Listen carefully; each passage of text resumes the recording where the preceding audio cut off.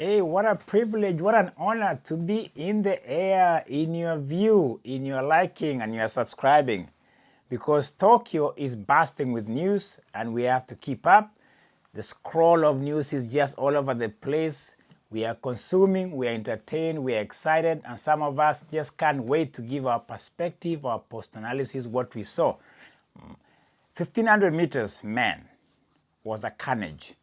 It was a funeral procession for athletes. If you watch the heats for the men 1,500 meters, it was roadkill after roadkill, and there were many casualties whom I don't think will recover. Let's go to a Kenyan by the name of Samuel Koech. There's youth, there's being young, there's being a juggernaut, there's being naive, and being unaware of the fact that I mentioned in this episode that his Achilles, his downfall, his shortfall might come because he's never experienced what World Championship and going through the rounds is. Go look at what I said. And it came to fruition. I hate to be the prophet. I hate to write people's eulogy before they die on the track and fall and try to come back and they never make to the next round of the semifinals. That was Samuel Koech, one of the best young upcoming 1500 meters runners you'll ever see, that fails because he went down and came back and could never make the cut of the top 6. And that was a disaster. You know, I'm always wondering too, because some people are suggesting the Kenyan Federation could have appealed because it wasn't his fault. For some reason, if I watch carefully, there could be a case. But I tell you what, the officials, Kenyan officials, get a little bit too complacent. Some of them might be on vacation. Some of them might not be engaged that much.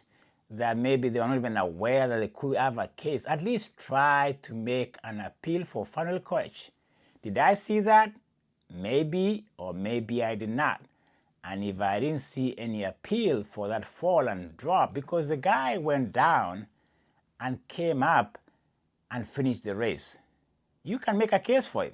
You can make a case for that kind of an athlete who goes down, not because of his fault. He fell because he hit somebody's Achilles, went down, came back. He didn't stay down. You can make a case for him, but Kenyan's officials historically are lazy. They are not very sharp. They're not very proactive. Some of them are just fattening their bellies, hanging out in Tokyo. I'm kind of disappointed that Samuel Koech doesn't even make the next round.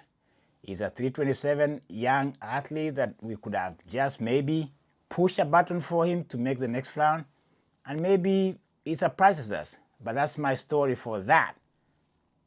Having said that, even to see, let me go to Norway and talk of Jakob Ingebrigtsen. He's human after all, isn't he?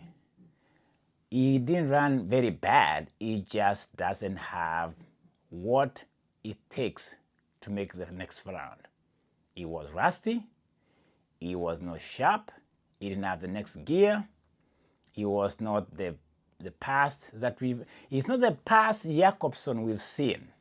He falls short. He says the right things, but the truth be told, he is a human being and he suffered a lot. Just to see him in Tokyo should be enough for some of us. It's disappointing, yes, but it's not the end of the world for these young men. Injuries can plague you. You might think you're okay until you are tested in the heats. That was a very fast heat. And the winner, is it a UK guy who won that? Jonah Koech was in that, and that's where Samuel Koech found his barrier, so to speak. That was a very tough heat. There are 2 casualties in that race, and that was it for 1,500 meters. But that's not why I'm here. I'm here to anoint women, Kenyan women in particular. So far, we have 2 gold medals from women. Women, the last Olympics, showcased the team from Kenya. They might be the only golden girls we have in this World Championship again, because we look pathetic as men from Kenya in this World Championship. Bad. We look There should be an autopsy being done on men when it comes to distance running in Kenya. I think we are living in the past. I think the patriarch thinking in Kenya has come back to bite us. In steeplechase, Koech looked bad. It even makes the next round. Okay, with final Koech going out in the 1500, I thought it was gonna be the only medals we might get in 1500. Timothy Cheruiyot looked okay, but the generation we have now is young and they're sharp and they're hungry. So, right now, let's talk about women. Marathon. Paris Jepchirchir, gold medalist post COVID in 2021-22. She's back here and she does what makes me say, hello, mama, that was a brilliant race. You know what? In the other marathon in the men category, it went to Tanzania. Not a bad day for Tanzania. But this was East Africa Assefa from Ethiopia and Paris Jepchirchir coming down to the same area of the marathon, the track, the last 200 meters. Assefa thought again, like it was like a Petros guy from Germany. He thought he had it. And then there was a gritting of the teeth by Paris Jepchirchir. You could see the anger, you could see the warrior in that woman. And as a Kenyan, I was watching with some pride that you can never see from anybody else. I was like, oh my God. Jepchirchir, Paris. She never perished. She's never way behind. She wins the gold medal. And you could tell it meant a lot to her.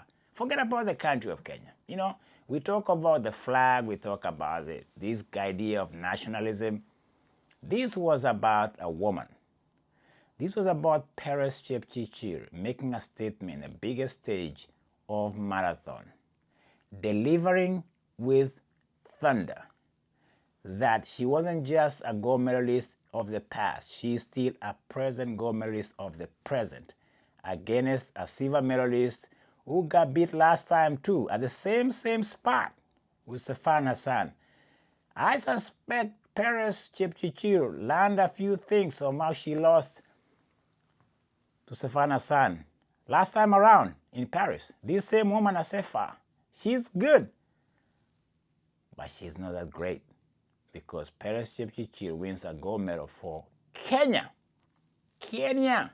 It was East African affair until Julian, what's her name? Parternain from Uruguay. The first medal of any kind goes to Uruguay. This is why we watch sports, my friend. This woman finishes the marathon. She's looking around. She says, am I mistaken? Am I in the wrong stadium?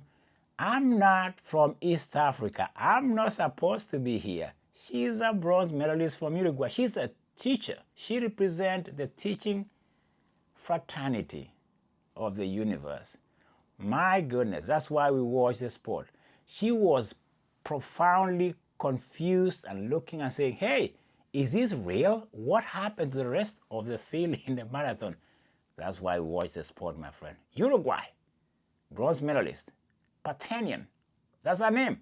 I think Gabriel, I don't know the first name, but Uruguay wins a bronze medal in marathon. Unheard of. Second, third, fourth was Sullivan, the American.